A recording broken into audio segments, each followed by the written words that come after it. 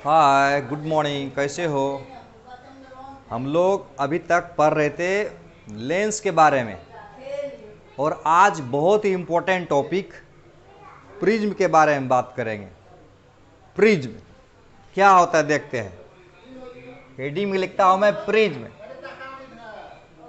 Heading में लिखते हैं प्रिज्म। बात करेंगे प्रिज्म का, PRISM, प्रिज्म। तो बोलता है कि प्रिज्म एक ट्रांसपेरेंट ऑब्जेक्ट है जिसका रिफ्रैक्टिंग सरफेस पैरेलल नहीं होगा, उसी को बोलेंगे प्रिज्म। यानी ऐसा ट्रांसपेरेंट ऑब्जेक्ट जिसका रिफ्रैक्टिंग सरफेस पैरेलल नहीं होगा। जैसे देखते हैं, जैसे लिख देता हूं मैं, it is a transparent object. Transparent, transparent तो होना चाहिए ना, लाइट जिससे पास कर सके, रिफ्रैक्शन हो सके। It is a transparent object whose refracting surface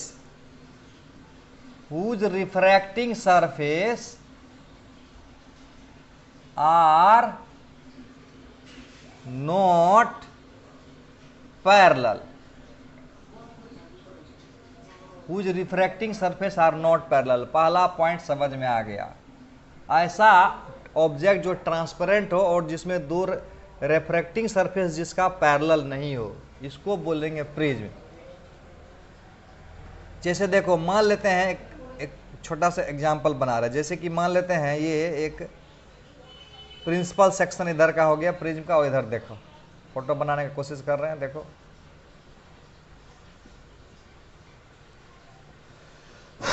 ये हो गया प्रिंसिपल सेक्शन। कहने का मतलब इस टाइप का। देखो, जैसे कि मान लेते हैं ये प्रिज्म है, इस तरह से देखो, ये इस तरह का। यानी ये एक रिफ्रैक्टिंग सरफेस और एक रिफ्रैक्टिंग सरफेस, और अंदर में मटेरियल बड़ा हुआ है, और सामने से इस तरह से दिख रहा है, पीछे वाला पोर्शन है। तो ये इसको बोलेंगे प्रिंसिपल सेक्शन। प्रिंसिपल सेक्शन इसको बोलेंगे प्रिंसिपल सेक्शन। वो पीछे हो गया, तो यानी एक तरह से हो गया, ये हो गया प्रिज्म, ये हो गया प्रिज्म। ये इसका प्रिंसिपल सेक्शन है, इसको बोलेंगे प्रिंसिपल सेक्शन। यानी सामने का भाग जो है उसको बोलेंगे प्रिंसिपल सेक्शन। यहां पर छोटे छोटे बात करेंगे कि यहां पर कुछ बेसिक टर्म है। एंगल ऑफ प्रिज्म,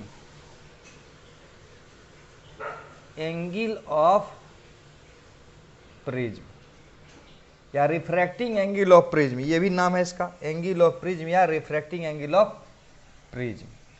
वो क्या होता है उसको देख लेते हैं। तो मैं तुमसे ही कुछ क्वेश्चन कर रहा हूं, उसका जवाब देना है तुमको।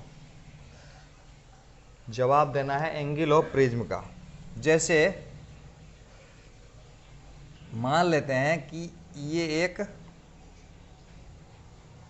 प्रिज्म है जिसका प्रिंसिपल सेक्शन दिख रहा है, और ये 60 डिग्री है, और ये भी 60 डिग्री है, और ये भी 60 डिग्री है। तो क्या होगा angle of prism? Obviously 60 degree होगा। ओके, कोई बात नहीं। दूसरा सवाल है, ये इस प्रकार से, ये प्रिंसिपल सेक्शन है और ये है 60 डिग्री। Very good. और ये भी है 60 degree. No no no no no no, ये है 30 डिग्री, और ये है 90 डिग्री। तो इसमें एंगल ऑफ प्रिज्म कितना होगा? तीसरा देखते हैं। तीसरा देखते हैं, इस तरह से मान लेते हैं, ये एक ट्रांसपेरेंट ऑब्जेक्ट है और ये एंगल है 90 डिग्री। तो इसमें एंगल ऑफ प्रिज्म कितना होगा? तुरंत बन जाएगा ना। पहला क्वेश्चन, दूसरा क्वेश्चन, तीसरा पार्ट, चौथा क्वेश्चन देखते हैं एंगल ऑफ प्रिज्म के लिए। ये इस प्रकार से है। प्रिंसिपल सेक्शन हम दिखा रहे हैं ना, हम जो दिखा रहे हैं सिर्फ प्रिंसिपल सेक्शन दिखा रहे हैं। ये तो पता है ना, ये 120 होगा, 120 रेगुलर हेक्सागोन है, 120 120 120 120। इसमें एंगल ऑफ प्रिज्म क्या होगा? क्वेश्चन नंबर 4 होगा। क्वेश्चन नंबर 5 एक और दे देता हूं मैं। मान लेते हैं कि ये ऐसा है, ऐसा इस तरह से, और ये मान लेते हैं 70 डिग्री है, ओके, और ये है 90 डिग्री, कुछ यूं है, यूं कुछ यूं है, इस प्रकार से। थोड़ा और इधर कर देता हूं मैं।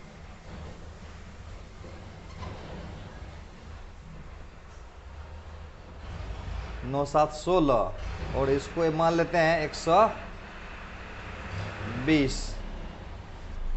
तो ये कितना होगा? ये अंदाज लगाओ।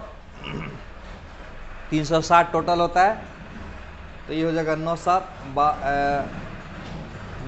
16 160 डिग्री, नहीं 9 7 16 160 और प्लस 120, तो 160 और प्लस 120 तो कितना हो जाएगा? 280 हो जाएगा।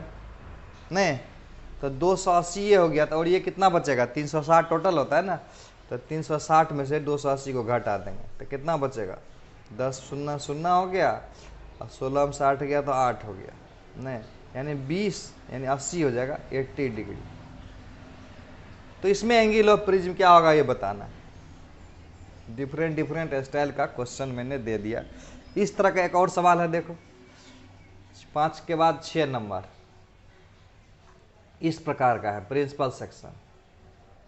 ये है 45 डिग्री और ये 45 डिग्री और ये है 90 डिग्री। इसमें एंगल ऑफ प्रिज्म क्या होगा? वेरी क्लियर है, मैं तुमसे पूछ रहा हूं कि एंगल ऑफ प्रिज्म क्या होगा। ओके, क्या पूछ रहे हैं? एंगल ऑफ प्रिज्म क्या होगा। तो बहुत सारा सवाल में 6 क्वेश्चन दिया हूं मैं, इसमें बताना है एंगल ऑफ प्रिज्म क्या होगा। ठीक है, तो बताओ क्या होगा एंगल ऑफ प्रिज्म। नहीं बता पाया ना? कितना होगा? 60। कितना होगा? कितना होगा? कहना मुश्किल है ना। कितना होगा? कितना होगा? कितना होगा? नहीं बनाया ना? देखो मैं बताता हूं, मजा आ जाएगा तुमको। बताऊंगा तो मजा आ जाएगा तुझको। क्या मजा आएगा? इस बात की समझ आ जाएगी कि एंगल ऑफ प्रिज्म होता क्या है। असल में एंगल ऑफ प्रिज्म समझ में ही नहीं आ रहा, इसीलिए नहीं बन रहा है। क्या सही है ना? एंगल ऑफ प्रिज्म होता है जिस सरफेस पर लाइट इंसिडेंट होगा और जिस सरफेस से लाइट इमर्ज आउट यानी बाहर होगा, यानी उन दोनों सरफेस के बीच का एंगल। समझ में आया बात? जैसे कि मान लेते हैं लाइट अगर इस सरफेस पर जाएगा और ऐसे करके ऐसे आ जाएगा, तो यहाँ एंगल ऑफ प्रिज्म बोलेंगे 60 डिग्री है। लेकिन अगर इसी में लाइट अगर ऐसे इंसिडेंट होता और ऐसे करके इधर आ जाता, तो बोलते एंगल ऑफ प्रिज्म 30 डिग्री है। यानी एंगल ऑफ प्रिज्म 30 है कि 60 है? ओ, देख के नहीं बोला जा सकता है कि एंगल ऑफ प्रिज्म कितना है जब तक रे डायग्राम को ट्रेस नहीं किया जाएगा। मतलब हुआ एंगल ऑफ प्रिज्म बताने के लिए ये दिखाना जरूरी है कि लाइट किस सरफेस पर इंसिडेंट होगा और लाइट किस सरफेस से बाहर जाएगा। क्लियर है बात? नहीं समझ में आया बात? समझ में आया। जैसे लाइट अगर इस सरफेस पर इंसिडेंट होता, ओके, और इस सरफेस से बाहर जाता और इस प्रकार से, तो एंगल ऑफ प्रिज्म हो जाता कितना? कितना हो जाएगा बताओ? बड़ा आसान है। यानी इस दोनों सरफेस के बीच का एंगल देखना है ना, तो इसको ऐसे ऊपर बढ़ा दिए, इसको ऐसे ऊपर बढ़ा दिए, तो वैसे सिचुएशन में ये 120 है, 120 है तो ये 60 होगा, ये 60 होगा, तो इसका मतलब ये 60 हो जाएगा। यानी यहाँ एंगल ऑफ प्रिज्म बराबर 60 डिग्री हो जाएगा। वाह क्या बात है, क्या मजेदार कॉन्सेप्ट था ना। यानी एंगल ऑफ प्रिज्म को समझना बड़ा जरूरी था। यानी जिस सरफेस पर लाइट इंसिडेंट होगा और जिससे बाहर जाएगा उसको बोलेंगे एंगल ऑफ प्रिज्म। जैसे लाइट अगर इस पर ऐसे इंसिडेंट होता और ऐसे करके और ऐसे निकल जाता, तो एंगल ऑफ प्रिज्म कितना हो जाता? 120 डिग्री। जैसे इसमें एंगल ऑफ प्रिज्म कितना है? यस, पहले लाइट रे डालेंगे ना। अगर लाइट रे इस सरफेस पर जाता और इस सरफेस पर बाहर आ जाता तो बोलो तो एंगल ऑफ प्रिज्म कितना होगा, जरा जल्दी बताओ तो। Very good. देखो इसके और इसके बीच का एंगल कैसे निकालो, दोनों के बीच का एंगल बड़ा आसान है। इसको ऊपर बढ़ाओगे ऐसे, नहीं, और इसको ऐसे बढ़ाओगे, ऐसे बढ़ाओगे, और ये दोनों सरफेस के बीच का एंगल, तो इस दोनों सरफेस का बीच का एंगल क्या होगा? वेरी सिंपल, ये दोनों सरफेस के बीच का एंगल देखो ये एक ट्रायंगल बनाया, ट्रायंगल जिसमें 90 यहाँ पर है, 70 यहाँ, 9 7 16 160 हो जाएगा। तो यहाँ कितना हो जाएगा? 9 7 16 160, यहाँ कितना हो जाएगा? 20 हो जाएगा ना। यस, तो ये एंगल ऑफ प्रिज्म यहाँ हो जाएगा 20 degree. Is that clear? Okay. अगर ऐसे सवालों में जैसे यहाँ 90 90 है ना, तो लाइट रे अगर ऐसे जाता और ऐसे जाता और फिर ऐसे जाता तो एंगल ऑफ प्रिज्म क्या होता? ओह, ये असल में प्रिज्म हुआ ही नहीं। अगर बोलना होगा तो एंगल ऑफ प्रिज्म बोलेंगे 0 डिग्री, एंगल ऑफ प्रिज्म बोलेंगे 0 डिग्री। असल में ये एंगल ऑफ प्रिज्म हुआ ही नहीं, दोनों सरफेस पैरेलल हुआ ना, तो रिफ्रैक्टिंग सरफेस पैरेलल होगा, वो प्रिज्म नहीं कहलाएगा, वो स्लैब कहलाएगा। लिखा it is a transparent object whose refracting surface are not parallel. आया क्लियर? क्लियर हुआ बात?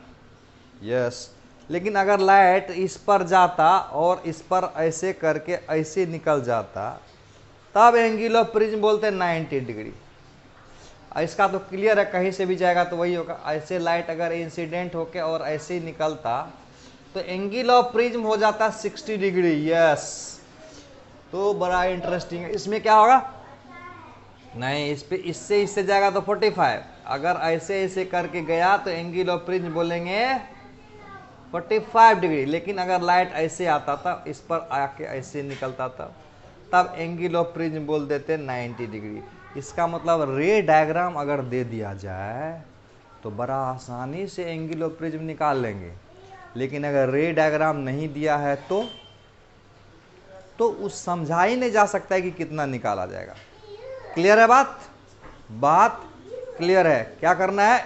जिस सरफेस पर लाइट रे इंसिडेंट होगा वो सरफेस ले लेंगे, और जिस सरफेस से लाइट रे बाहर निकलेगा वो सरफेस लेंगे, और दोनों के बीच का यस एंगल निकाल देंगे। तो क्या हो जाएगा? Angle of prism. इसको मिटाते हैं, अगला आगे देखते हैं।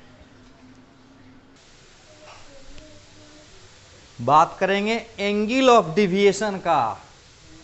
देखो क्या लिख रहा हूं मैं? Angle of deviation, angle of deviation. ये क्या होता है एंगल ऑफ डिविएशन? तो एंगल ऑफ डिविएशन होता है, जैसे देखो मान लेते हैं ये एक प्रिज्म है,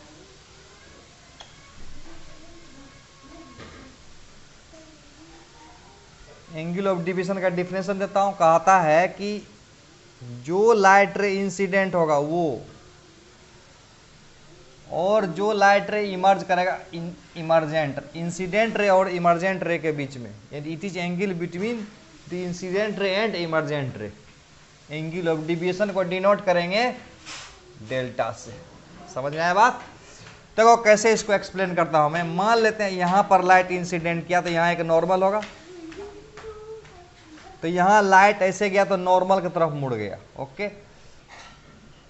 फिर यहां पर एक नॉर्मल दे दिया तो लाइट ऐसे जा रहा था तो अवे फ्रॉम नॉर्मल बेंड कर गया, तो this is angle of prism. Clear है बात? यानी लाइट इस सरफेस पर आया, रेयर से डेंसर की तरफ आया, इसका रिफ्रैक्टिव इंडेक्स कुछ होगा ना, म्यू वगैरह हो गया, एयर से तो कुछ ज्यादा ही ना होगा। ओके, तो लाइट रे अगर यहां पर इंसिडेंट होगा तो this is angle of incidence. What is this? This is angle of incidence and this is angle of emergence. Angle of emergence, तो यहां पर एंगल ऑफ इंसिडेंस अगर आई है तो एंगल, यहां पर रिफ्रैक्शन हो गया R1, और यहां को मैं मान लेता हूं R2। ओके, क्लियर है बात? Very good. तो हमको निकालना है एंगल ऑफ डिविएशन। क्या निकालना है? Angle of deviation. तो देखो लाइट रे सबसे पहले इधर जा रहा था, इधर, तो इतना यहां से मुड़ गया इधर, यानी पहली बार यहां डिविएट किया, उसको मानते डेल्टा 1। बहुत अच्छा। फिर देखो लाइट रे देखो जा रहा था इधर, इधर की तरफ जा रहा था, है ना, तो मुड़ गया इधर, तो ये हो गया डेल्टा 2। तो टोटल एंगल ऑफ डिविएशन कितना होगा? Total angle of deviation delta 1 plus delta 2।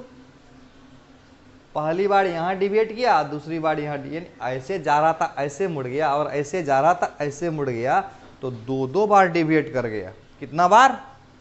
2 बार। तो पहला बार कितना डिविएट किया? First time. देखो अगर ये वाला एंगल आई है तो पूरा वाला एंगल आई हो जाएगा, ये वाला एंगल अगर आई है तो पूरा वाला एंगल आई होगा, क्योंकि ये और ये लाइन एक ही है, तो ये आई तो पूरा आई, और आई में से R1 घटा देंगे तो डेल्टा 1 हो जाएगा।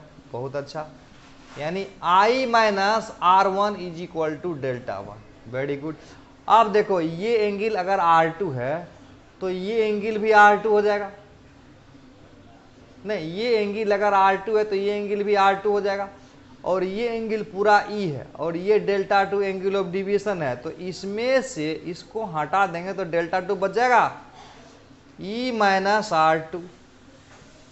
यानी एंगल ऑफ डिविएशन का फॉर्मूला आ गया, एंगल ऑफ डिविएशन का फॉर्मूला आ गया I plus E minus R1 plus R2 को हमें ब्रैकेट में कर देता हूं, डेल्टा बराबर I plus E minus R1 plus R2।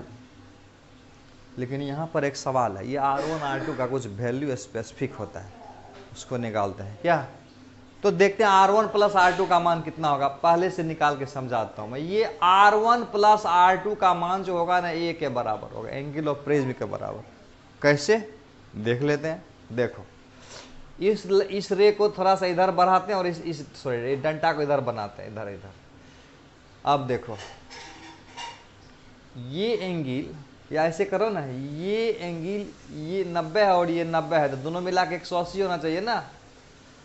तो ये अगर R1 है और ये R2 है, तो ये कितना हो जाएगा? ये वाला एंगल कितना हो जाएगा?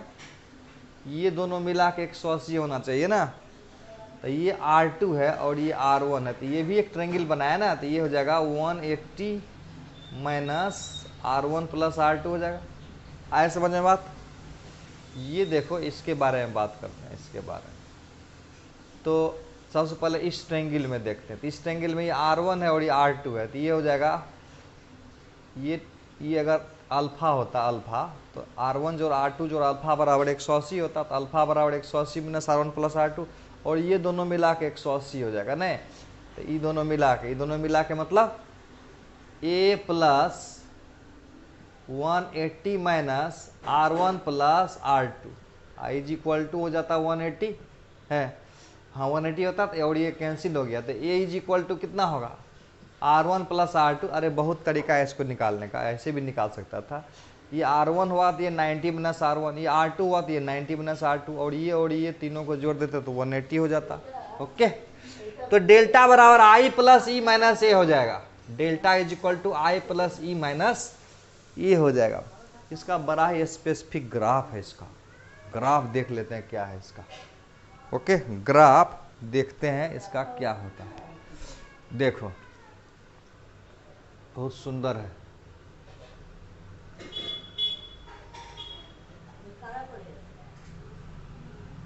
इसका ग्राफ अगर ड्रॉ किया जाए तो इधर अगर डेल्टा देंगे और इधर देंगे एंगल ऑफ इंसिडेंस, तो किसके किसके बीच ग्राफ ड्रॉ करने जा रहे हैं? Angle of incident versus angle of incidence versus angle of deviation. Okay, तो देखने से तो कुछ अलग लग रहा है, लेकिन इसका ग्राफ जो है ना ड्रॉ किया गया है, तो उसको मैं समझाता हूँ, ऐसे ऐसे याद कर लेना, इस तरह से।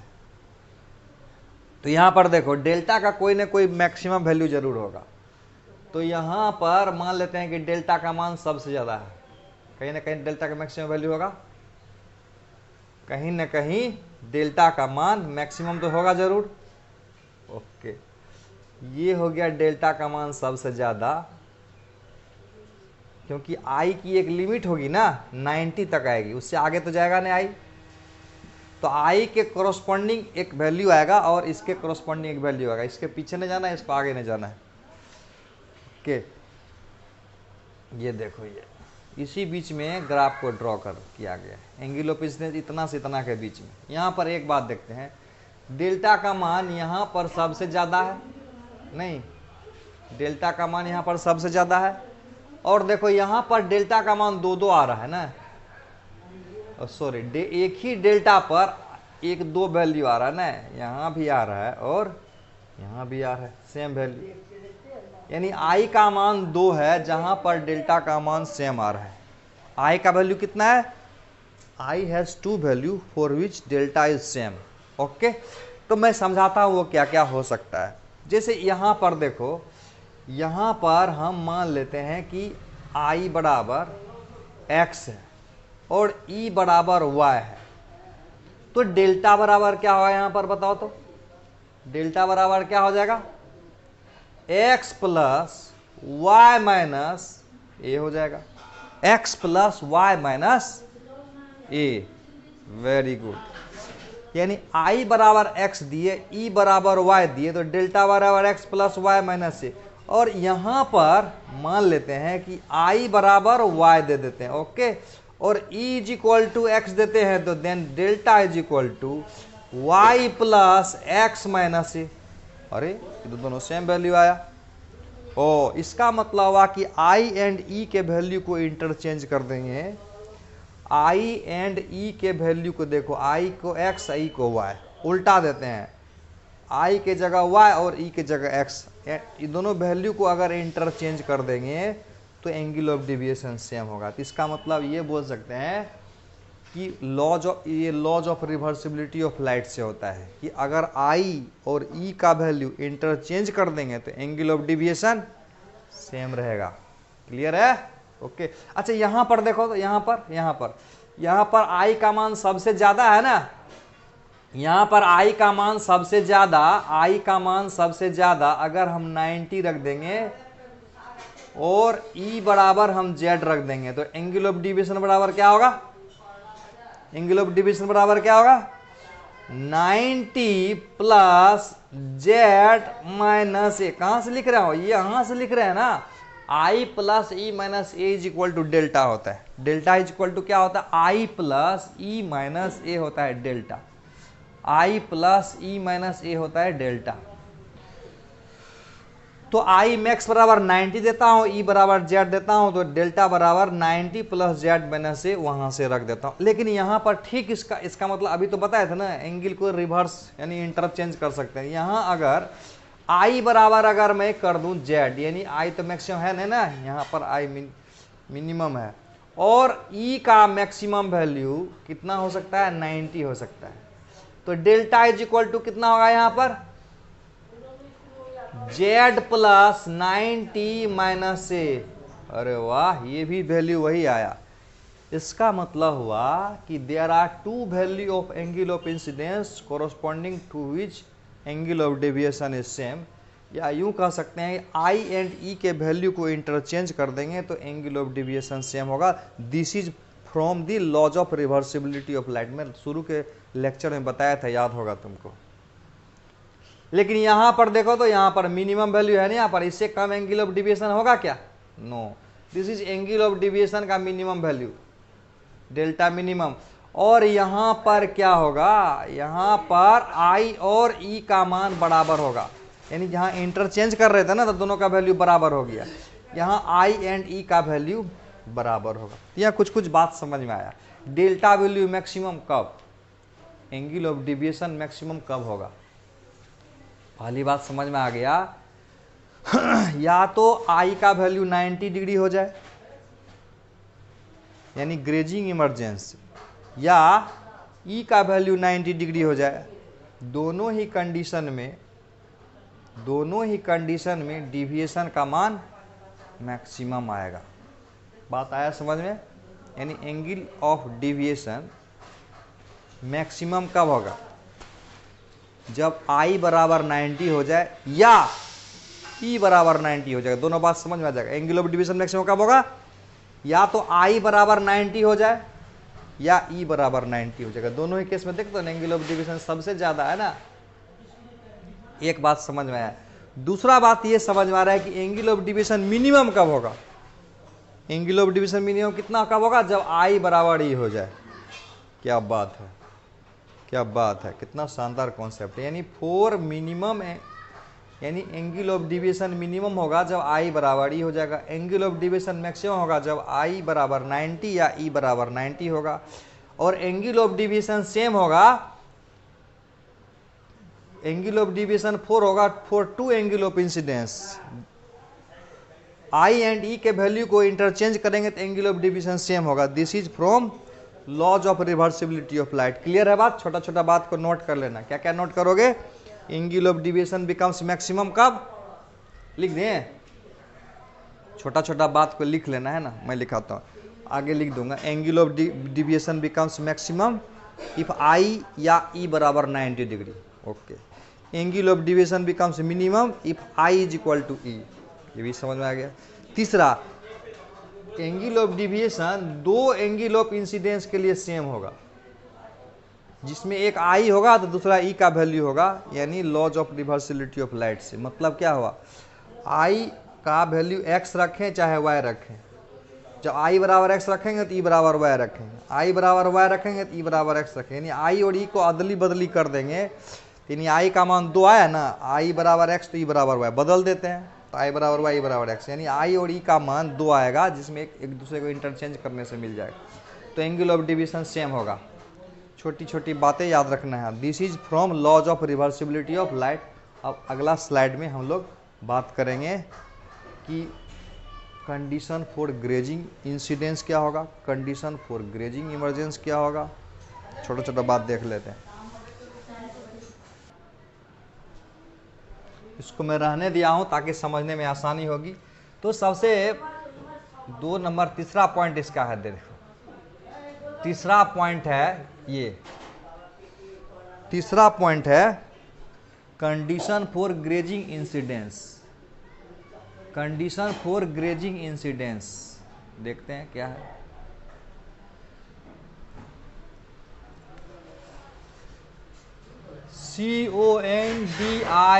CONDITION, condition for grazing incidence. Grazing incidence का मतलब क्या हुआ, आई बराबर 90 डिग्री हो जाए, यानी लाइट को मान लेता है ऐसे इंसिडेंट कराए, थोड़ा सा ऐसे करके न, और इस पर से लाइट रे को इंसिडेंट कराए 90 डिग्री पर। तो इस तरह से लाइट ऐसे आया और इधर से मान लेते इधर चला गया। तो ये बड़ा मेरा R1 होगा, और ये वाला R2 होगा, और ये वाला A होगा, और ये वाला E होगा। मतलब ऐसे कंडीशन में E का मान निकालना है, बड़ा आसान है। इसमें सबसे पहले डिविएशन कितना होगा, डिविएशन का मान हो जाएगा 90 प्लस E माइनस A हो जाएगा। पहला बात तो ये हो गया। दूसरा बात, हमको शर्त निकालना था ना, यानी E का मान निकालना, इसका रिफ्रैक्टिव इंडेक्स म्यू समझ लेना है, बड़ा आसान है। देखो अगर ये 90 डिग्री है तो R1 बराबर यहाँ पर कितना होगा, क्रिटिकल एंगल होगा। पता है ना, एक तरफ 90 और दूसरा तरफ क्रिटिकल हो जाता है, तो ये क्रिटिकल एंगल के बराबर हो जाएगा। बहुत अच्छा। अब देखो R1 plus R2 is equal to क्या होगा, बड़ा सिंपल है, R1 plus R2 is equal to A हो जाएगा, और R1 is equal to theta C हो जाएगा, अब plus R2 is equal to A हो जाएगा, यानी R2 is equal to A minus theta C हो जाएगा। बहुत बढ़िया है ना, बहुत बढ़िया। आप देखो यहां लगाएंगे स्नेल्स लॉ, तो mu sine R2 is equal to 1 sine E हो जाएगा, यानी sine E is equal to हो जाएगा म्यू साइन R2। बहुत बढ़िया, sine E is equal to mu sine R2, sine R2 के बदले में A माइनस थीटा C। बहुत अच्छा। अब क्या करेंगे ना, ब्रेक कर देंगे इसको। Sine E is equal to कितना आएगा, sine E is equal to कितना हो जाएगा, म्यू। अब यहाँ देखो, यहाँ साइन A माइनस B का फार्मूला है, तो साइन ए माइनस बी का फॉर्मूला जानते हो क्या? Sine A into cos B. Sine A into cos B, इसको हटा देते हैं ना, ग्राफ को हटा देते हैं, डिस्टर्ब कर रहा है ना।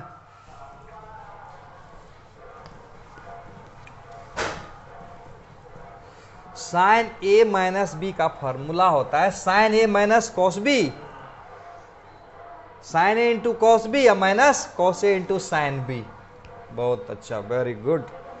लिख देता हूं, रुक जा। Sign A cos theta C minus cos A into sine theta C, minus हो जाएगा cos A into sine theta सी। अच्छा एक बात बताओ, यहां पर साइन थीटा सी का मान कितना होगा, जरा देख ले झलक। साइन थीटा सी बराबर क्या होगा? साइन थीटा सी बराबर एक है म्यू और एक है रिफ्रैक्टिव इंडेक्स 1, यानी इधर का रिफ्रैक्टिव इंडेक्स एयर का कितना है? एयर का रिफ्रैक्टिव इंडेक्स है 1, तो साइन थीटा सी बराबर कितना होगा? 1 बाय म्यू ना हो जाएगा। साइन थीटा सी कितना होगा? 1 बाय म्यू। साइन थीटा सी कितना होगा? 1 बाय म्यू। यहां कॉस थीटा सी का जरूरत पड़ेगा ना, तो इसको सुंदर से बना लो ना, ऐसे ऐसे बना लो। अगर ये थीटा सी एंगल है तो साइन थीटा सी बराबर, इसका मतलब हुआ कि ये बराबर लंब है और ये बराबर कर्ण है, यानी ये P है और ये H है। ओ, इसका मतलब ये P है और ये H है, तो इसका मतलब ये वाला पार्ट कितना हो जाएगा? तो ये हो जाएगा म्यू स्क्वायर माइनस 1। क्लियर है? तो कॉस थीटा सी के बदले में रख देंगे ना, तो यहां लिख देता हूं मैं sine E is equal to mu sine A sine A sine A sine A sine A sine A is equal to, तो साइन ए ही रहेगा ना, वो एंगल ऑफ प्रिज्म है। अब mine into cos theta C, cos theta C और कितना होगा? इतना बट इतना हो जाएगा mu square minus 1 divided by mu हो जाएगा minus cos A into sine theta C, और साइन थीटा सी बराबर 1 बाय म्यू हो जाएगा।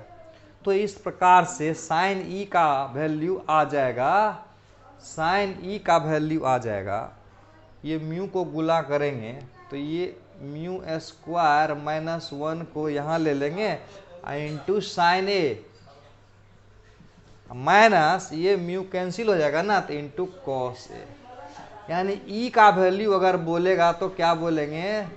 साइन इनवर्स नहीं, mu square minus 1 into sine A minus cos A. याद रख लोगे तो मजा आ जाएगा, है ना? याद रख लेंगे तो मजा आ जाएगा, याद रख लेंगे तो मजा आ जाएगा।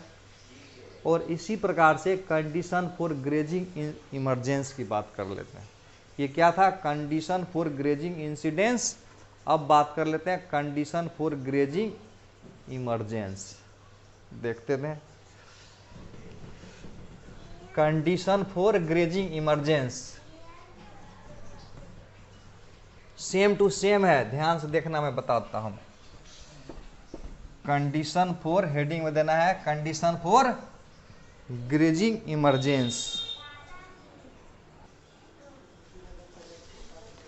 अब हम लोग बात करते हैं condition for grazing emergence. Emergence EMERGENC, condition for grazing emergence, just like condition for grazing incidence था। ये तो बहुत आसान है, लाइट ऐसे करेंगे ना, ऐसे ऐसे ऐसे ऐसे करेंगे तो लाइट ऐसे इंसिडेंट कराएंगे, और यहाँ पर एंगल ऑफ इंसिडेंस आई होगा, तो मान लेते हैं ऐसे लाइट रे रेडर से डेंसर की तरफ जाएगा तो नॉर्मल तरफ मुड़ जाएगा। फिर यहाँ पर क्या करना है? ग्रेजिंग इमरजेंस था ना, तो इस तरह से कर देंगे। ओके, और ये इज इक्वल टू R1 होगा और ये R2 होगा, और ये मेरा A बन जाएगा। R1 plus R2 is equal to A होता है। बहुत अच्छा। तो यहाँ पर ये अगर 90 डिग्री है तो ये तो क्लियर है ना कि R2 equal to critical angle होगा। बहुत बढ़िया। और R1 प्लस R2 अगर A है तो R1 प्लस थीटा सी, इसमें इसको रख दिए, इज इक्वल टू ए बन जाएगा। तो R1 is equal to A minus theta C हो जाएगा। और यहां पर अगर स्नेल्स लगाओगे तो एग्जैक्टली वही आएगा। अप्लाई करेंगे Snell's law, apply Snell's law. Snell's law लगाएंगे इस सरफेस पर, इसका नाम देता हूं मैं ABC। स्नेल्स लॉ AB पर देखो, यहां लिखेंगे 1 साइन आई और यहां लिखेंगे mu sine R1। Very good. तो sine I is equal to mu sine R1, और साइन R1 के बदले में A माइनस थीटा सी, और इसके आगे का तो कहानी इसके जो पीछे बताए थे ना, यहाँ साइन ही था, तो यहाँ डायरेक्ट में आई बराबर लिख देता हूं मैं। कर लोगे, कर लोगे। म्यू स्क्वायर माइनस 1 पीछे से कॉस से करके देख लेना। यहाँ साइन ए है, यहाँ है साइन ए माइनस कॉस से। ये है एंगल ऑफ इंसिडेंस जिसके लिए लाइट रे 90 डिग्री पर इमर्ज करेगा। मतलब ये होगा। क्वेश्चन में पूछ रहा है अगर angle of incidence greater than condition for grazing emergence होगा तो क्या होगा। एक बात याद रखना, अगर आई का मान, ये कंडीशन फॉर ग्रेजिंग इमरजेंस मान लेता है, ये ई है, तो कंडीशन फॉर ग्रेजिंग इमरजेंस का वैल्यू अगर ये है, तो अगर इससे ज़्यादा वैल्यू कर देंगे एंगल ऑफ इंसिडेंस का तो लाइट रे बाहर आ जाएगा, और इससे अगर कम कर देंगे तो लाइट रे टी मतलब इसी में वापस आ जाएगा। फिर से समझ लो, कहता है if angle of incidence is greater than condition for grazing emergence, ये मानता आई ग्रेजिंग कर देता हूँ मैं, ग्रेजिंग इमरजेंस के लिए IG रख देता हूँ मैं। तो कहता है आई, अगर आई जी से ज़्यादा हो जाएगा, अगर आई जी से कम हो जाएगा, तो दो बात हुआ। IG का मतलब ग्रेजिंग इमरजेंस वाला एंगल, तो एंगल ऑफ इंसिडेंस अगर कंडीशन फॉर ग्रेजिंग इमरजेंस से ज़्यादा होगा तो लाइट क्या होगा, लाइट रे क्या होगा, इमर्ज हो जाएगा ना, इमर्ज होगा। और इसमें क्या होगा, लाइट क्या होगा, विल नॉट इमर्ज, बाहर नहीं निकलेगा, अंदर रह जाएगा। यानी TIR हो जाएगा, TIR हो जाएगा एट सरफेस, TIR हो जाएगा एट सरफेस AC। बात समझने का कोशिश करो, टोटल इंटरनल रिफ्लेक्शन। इसका मतलब angle of incidence condition for grazing emergence के लिए जो एंगल आया उससे ज्यादा देंगे तो बाहर आ जाएगा, और उससे कम देंगे तो अंदर में रख जाएगा। अब हम लोग बात करेंगे कंडीशन फॉर मिनिमम डिविएशन, यानी कंडीशन फॉर मिनिमम डिविएशन, यानी मिनिमम डिविएशन का शर्त क्या होगा। मिटाते हैं इसको। अच्छा, इसी पिक्चर में देखने का कोशिश करते हैं। देखो यहाँ पर था कंडीशन फॉर ग्रेजिंग इमरजेंसी, अगर यहां पर होता कंडीशन फॉर ग्रेजिंग के बदले दे देता नो इमरजेंसी, यानी निकले ही नहीं, यानी कंडीशन फॉर नो इमरजेंसी मतलब लाइट रे बाहर निकले ही नहीं। इसके लिए क्या कंडीशन होगा, बात समझ में आ रहा है। लाइट रे बाहर निकले नहीं, इसके लिए क्या कंडीशन होगा। इसका मतलब हुआ कि लाइट रे बाहर नहीं निकलेगा, इसका मतलब ऐसे ना हो जाना चाहिए, ऐसे ना, समझ में आया क्या मतलब। तो इसका मतलब हुआ ये कंडीशन निकालना।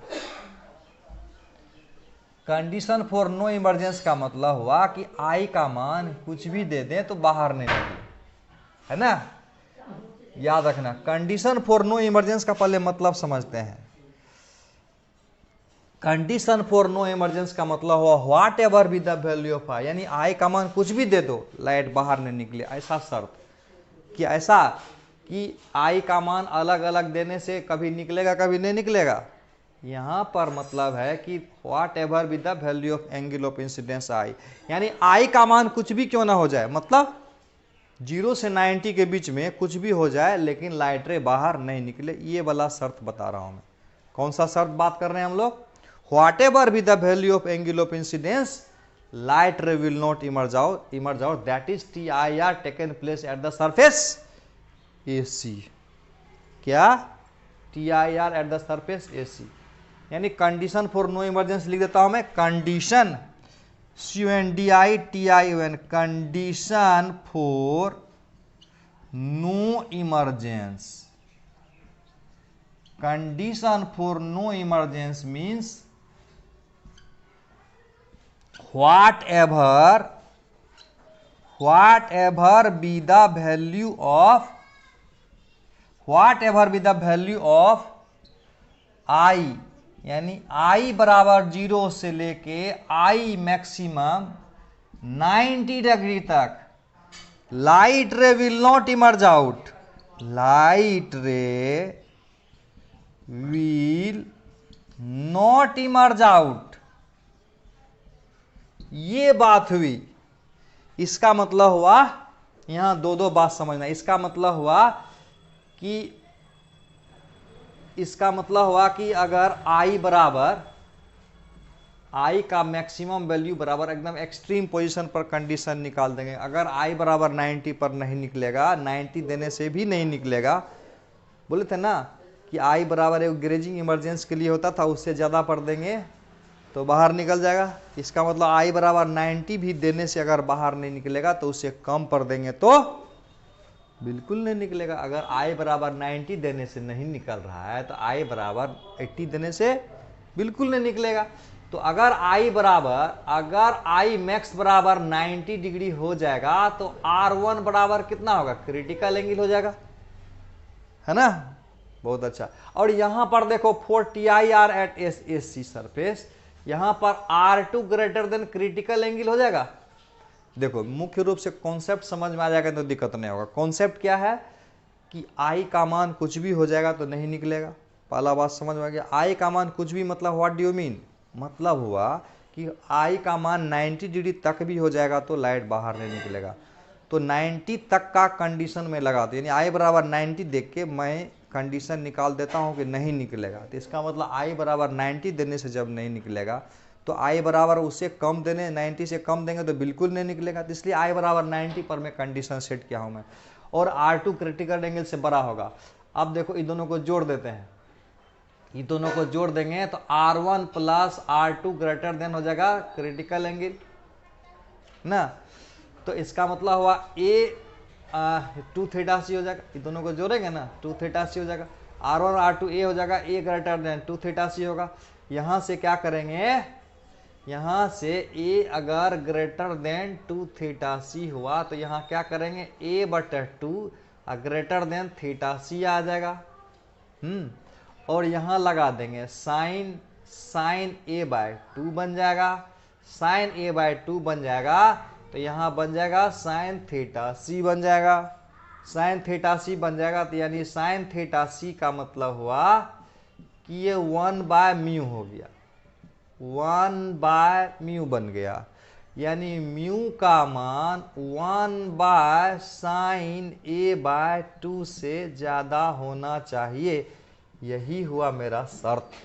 यानी अगर इस शर्त पर लाइट को इंसिडेंट कराया जाए, यानी म्यू का मान इतना रख दिया जाए, तो कुछ भी एंगल ऑफ इंसिडेंस क्यों न ले लिया जाए, लाइट बाहर नहीं निकलेगा, इवन 90 डिग्री पर। समझ में आ गया बात? तो यानी इस तरह का सब पर न्यूमेरिकल दूंगा बाद में, पहले थ्योरी समझाता हूँ मैं। बोर्ड में तो ये सब लिखना है, बोर्ड के लिए समझना ज़रूरी है, ठीक है। नीट में जो नीट का एग्ज़ाम देगा उसके लिए न्यूमेरिकल आ रहा है पीछे से, है ना। तो इसको मिटाता हूँ मैं। अब मैं लिखूँगा कंडीशन फॉर नो इमरजेंस था, अब लिखते हैं कंडीशन फॉर मिनिमम डिविएशन। क्या बात करेंगे आप? Condition for minimum deviation. Minimum deviation का क्या शर्त होगा वो निकाल देता हूँ ना। मैक्सिमम डिविएशन तो पता ही है क्या होगा, तो हेडिंग में लिखें condition for minimum deviation. Minimum deviation में देखे थे क्या होता था, शर्त क्या हुआ था याद है? मिनिमम डिविएशन में क्या हो रहा था, डेल्टा जब मिनिमम था तो क्या था, I बराबर E था, याद है? डिविएशन मिनिमम में क्या था, आई इज इक्वल टू ई था। जब आई का मान ई के बराबर हो जाएगा तो डिविएशन हो जाएगा मिनिमम। फोटो बना के देखते हैं ना, कंडीशन फॉर मिनिमम डिविएशन की बात कर रहे थे, कब होगा कंडीशन फॉर मिनिमम डिविएशन, तो देख लेते हैं।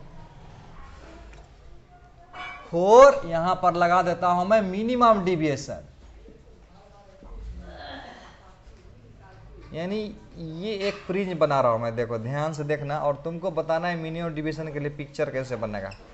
ये एंगल ऑफ इंसिडेंस ए है, डिविएशन विल बी मिनिमम कब, डिविएशन इज मिनिमम, चाहे will be minimum if, deviation will be minimum, deviation will be minimum if I is equal to E हो जाएगा, I बराबर E, समझ में आ रहा है बात, I बराबर E, I क्या है, what is I, I है एंगल ऑफ इंसिडेंस, क्या है I, एंगल ऑफ इंसिडेंस है। और लाइट रे को ऐसे इंसिडेंट कराते हैं, मान लेते हैं इस प्रकार से, तो ये मेरा एंगल ऑफ इंसिडेंस आई हो गया। तो इस तरह से मान लेते हैं कि एंगल ऑफ रिफ्रैक्शन हो गया R1, ये हुआ R1, R1 है, थोड़ा बड़ा करके लिख देता हूं मैं R1, और यहां पर हम नॉर्मल इंसिडेंट डालते हैं यहां पर, तो ये हो गया E, अगर ये E हो गया तो ये हो गया R2। अब एक बात देखो, अगर ये और ये बराबर है तो इसके करस्पॉन्डिंग, इसीलिए R1 बराबर R2 हो जाएगा, यानी ये और ये बराबर है तो ये और ये भी बराबर होगा ना। अरे 1 sin I mu sin R1 और 1 sin E mu sin R2, तो sin E बराबर sin I, तो sin R1 बराबर sin R2, यानी R1 बराबर R2 एंगल हो जाएगा। ये समझ में आ गया। अब देखो हम जानते हैं कि R1 plus R2 is equal to A होता है, R1 plus R2 is equal to A, R1 plus R2 is equal to A, okay, R1 plus R2 is equal to A हो जाएगा, R1 plus R2 is equal to A हो जाएगा। तो और R1 और R2 बराबर है, तो इसको R1 R2 कहता हूं मैं, इसका मतलब 2R1 बराबर ए बन जाएगा, यानी R1 is equal to A by 2 बन जाएगा, तो R2 इज इक्वल टू तो ए बाय 2 भी बन जाएगा ना, यानी R1 बराबर ए बटा 2 और R2 बराबर भी ए बटा 2।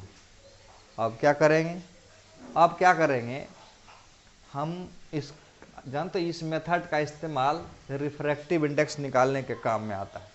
क्या चीज निकालने के काम आता है, रिफ्रैक्टिव इंडेक्स ऑफ लेंस निकालने के काम आता है। तो क्वेश्चन है कि एंगल ऑफ म्यू का मान कितना होगा, इसको निकालना है, म्यू का वैल्यू कितना होगा ये निकालना। अगर लक्ष्य है तो कैसे चलेंगे इस पर, वो देखो। डेल्टा का मान होता है कितना, क्योंकि डेल्टा बराबर आई प्लस ई माइनस ए होता है, तो डेल्टा का मान मिनिमम को डेल्टा एम बोल देते हैं। तो क्या रख देंगे, आई प्लस ई के जगह भी हम रख देते हैं आई, बहुत अच्छा, माइनस कर देते हैं ई, तो delta M is equal to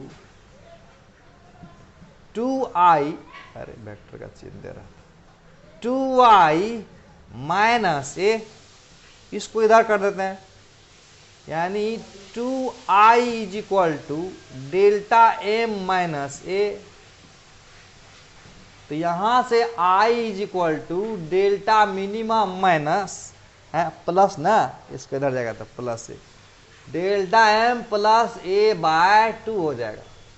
ये हो गया आई का वैल्यू, इसका मतलब मिनिमम डिविएशन कराने के लिए आई का वैल्यू इतना होना जरूरी है। ओके, समझ में आ गया। अब क्या करेंगे, अब हम इसमें यहाँ लगा देंगे स्नेल्स लॉ, यहाँ लगा देंगे स्नेल्स लॉ, अप्लाई करेंगे Snell's law, apply Snell's law. Snell's law लगाएंगे इस सरफेस पर, ए बी सरफेस पर,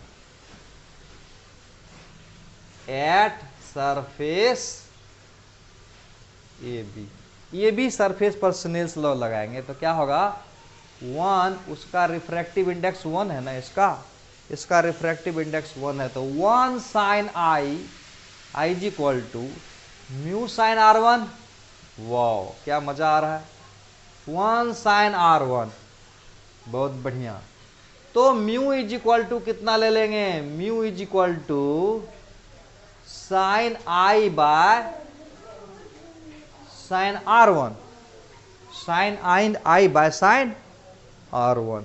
तो साइन आई का वैल्यू रख दो, साइन आई का वैल्यू रख देंगे delta M plus A by, कहां से लाए, यहां से लाए, यहां से ना, I is equal to delta M plus A बटा 2। Very good. साइन R1 के बदले कहां क्या रख देंगे, R1 के रख देंगे साइन ए बाय 2। ये क्या कंडीशन हुआ, ये हुआ मिनिमम डिविएशन जब होगा तब के लिए म्यू का मान इतना हो जाएगा। बताए समझ में, क्या है ये, जब मिनिमम डिविएशन होगा उस कंडीशन में रिफ्रैक्टिव इंडेक्स आ गया प्रिज्म का। समझ में आ रहा है बात। अब इसमें एक दो बात देखते हैं, छोटा छोटा बात जो समझने योग्य है। समझने योग्य ये बात है कि जब I बराबर E हो जाएगा तो R1 बराबर R2 हो जाएगा, तो ये और ये दोनों बराबर हो जाएगा, तो ये एंगल और ये एंगल दोनों बराबर हो जाएगा। इसका मतलब हुआ कि इसका जो बेस होगा ना, इसका ये पैरेलल होगा, सिमेट्रिक होगा। यानी मिनिमम डिविएशन के केस में लाइट रे सिमेट्रिकली इंसिडेंट और इमर्जेंस होता है, नहीं लाइट रे सिमेट्रिक हो जाएगा। और जब मिनिमम डिविएशन का केस होगा तो लाइट रे प्रिज्म के बेस के पैरेलल हो जाएगा। क्या होगा, मिनिमम डिविएशन के केस में लाइट रे प्रिज्म के बेस के पैरेलल हो जाएगा। बात समझने की कोशिश करो क्या बोल रहा हूँ मैं। देखो ये बराबर ये हो जाएगा, तो इसका मतलब ये एंगल बराबर ये एंगल होगा, तो ये दोनों, ये लाइन क्या होगा, पैरेलल दिखेगा ना। थोड़ा सा सुंदर से दिखाता हूँ, ये लाइन क्या दिखेगा, पैरेलल टाइप से दिखेगा। इससे पैरेलल मतलब क्या होगा, बेस का पैरेलल। यानी in case of minimum deviation light ray inside prism becomes parallel to its base. लिख देते हैं क्या, in case of minimum deviation, in case of minimum deviation light ray will be parallel to its base inside prism। लिख देता हूं,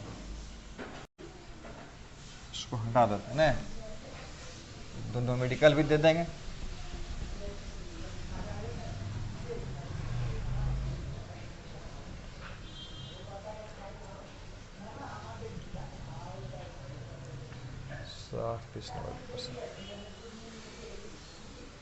note करने वाली बात यह है, नोट करने वाली बात यह है,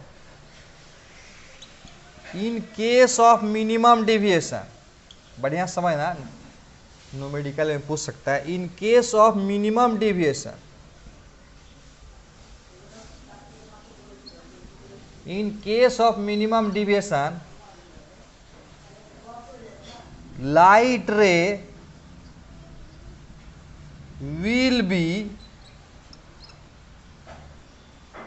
PARALL parallel to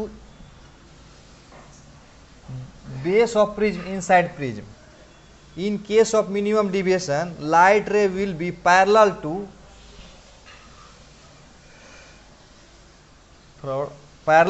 base of prism inside prism। ठीक है, अंग्रेजी को थोड़ा सुधार के लिख सकते हो, in case of minimum deviation light ray inside prism will be parallel to its base. अच्छा से लिख देता हूँ मैंने, ये भी अंग्रेजी ठीक था, इसको और छोटा सा सिंपल बनाता हूँ। इन case of minimum deviation light ray inside prism becomes PARALLEL parallel to its base, यानी लाइट रे सिमेट्रिक होगा, ये हुआ इसका मतलब। एक छोटा सा सवाल लेते हैं ना, एक छोटा सा क्वेश्चन लेते हैं और उसको बनाते हैं। क्वेश्चन है कि लाइट रे एक प्रिज्म पर इंसिडेंट किया गया और इस प्रकार से इंसिडेंट किया गया कि मिनिमम डिविएशन हो जाए 30 डिग्री का, और एंगल ऑफ प्रिज्म है 60 डिग्री का, तो रिफ्रैक्टिव इंडेक्स ऑफ प्रिज्म क्या होगा। क्वेश्चन देखो, कहता है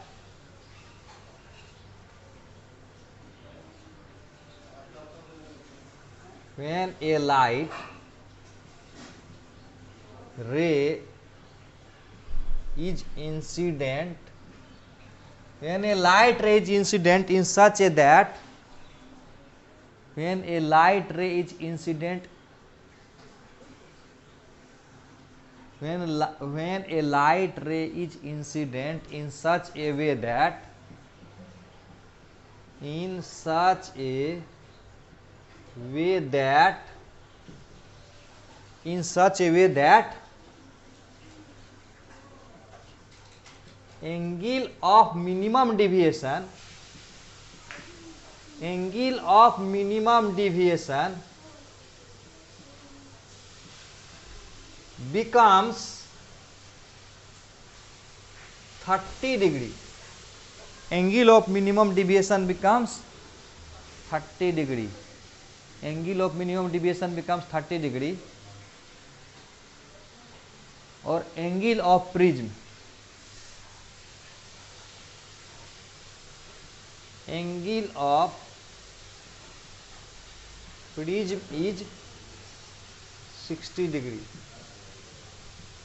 find refractive index of prism. इसको बनाने का कोशिश करो, तो फार्मूला मैं हटाता हूं, अपने दिमाग में बनाने का कोशिश करो। क्या कह रहा है क्वेश्चन, लाइट रे को इस प्रकार से इंसिडेंट किया जा रहा है कि एंगल ऑफ मिनिमम डिविएशन हो जाता है 30 degree. Light ray incident in such A way that angle of minimum deviation becomes 30 degree, angle of prism is 60 degree.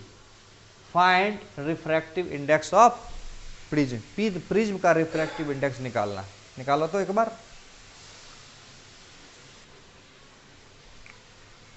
कैसे बनेगा, इस सवाल में क्या दिया हुआ है ध्यान देना है। क्या दिया हुआ है इसमें, इस सवाल में दिया हुआ, अच्छा समझना, एक सवाल समझ जाओगे तो बहुत सारा सवाल बना लोगे। इसमें दिया हुआ है कि angle of minimum deviation, angle of minimum deviation delta M बराबर दिया हुआ है। डेल्टा एम बराबर कितना दिया हुआ है, डेल्टा एम बराबर दिया हुआ है 30 डिग्री, और यहाँ एंगल ऑफ प्रिज्म कितना है, एंगल ऑफ प्रिज्म है 60 डिग्री। फोटो बना कर देख लो इस प्रकार से, ये है 60 डिग्री, और इसका रिफ्रैक्टिव इंडेक्स बोल रहा है निकालो। तो कहता है एंगल ऑफ प्रिज्म, यानी लाइट रे ऐसे गया होगा, नहीं ऐसे गया होगा और ऐसे गया होगा, नहीं ऐसे गया होगा। अगर इसमें पूछता है कि एंगल ऑफ इंसिडेंस बताओ तो वो भी बताया जा सकता था ना, ये आई होगा और ये ई बराबर भी आई हो जाएगा। तो एंगल ऑफ प्रिज्म का, तो अभी तो मैं फॉर्मूला हम लोग देखे ना कि एंगल ऑफ प्रिज्म निकालना रहेगा ना, मिनिमम डिविएशन पे दिया रहेगा, तो म्यू का मान याद कर लेना। म्यू का मान कितना होगा, sine A plus delta M by 2 divided by sine A by 2। बड़ा आसान है। तो इसमें साइन ए का मान और डेल्टा एम का मान सब पता है, ए का मान डेल्टा एम का मान सबका पता है। तो ए का मान यहाँ कितना दे देंगे, यहाँ रख देंगे साइन, और यहाँ रख देंगे 60 डिग्री, और यहाँ रख देंगे 30 डिग्री डिवाइडेड बाय 2, और यहाँ रख देंगे साइन ए बटा 2, ए की जगह 60 डिग्री और बटा 2। तो म्यू बराबर कितना आएगा, जरा ध्यान से देखो, यहाँ पर आ जाएगा 60 30 90, 90 बटा 2 बराबर 45 डिग्री, साइन 45 आ जाएगा यहाँ पर, बिल्कुल। और यहाँ हो जाएगा साइन 60/2, साइन 60/2 यानी साइन 30 डिग्री, साइन 30 डिग्री। और साइन 45 का मतलब 1/√2 और साइन 30 मतलब 1/2 यानी 2/√2 हो गया। और 2/√2 को काटेंगे तो √2 आएगा। इसका मतलब हुआ एंगल ऑफ, यानी मिनिमम डिविएशन होने के लिए म्यू बराबर √2 आना चाहिए। तो इस तरह का अगले क्लास में ढेर सारा सवाल लेके आएंगे और मिलेंगे तुमसे। तब तक के लिए बढ़िया से इसको पढ़ लोगे, थ्योरी को ठीक से पढ़ लोगे, रेडी रहना है ढेर सारा सवाल बनाने के लिए। तब तक अपने से भी ट्राई करके देखना है तुमको। तब तक के लिए बेस्ट ऑफ लक।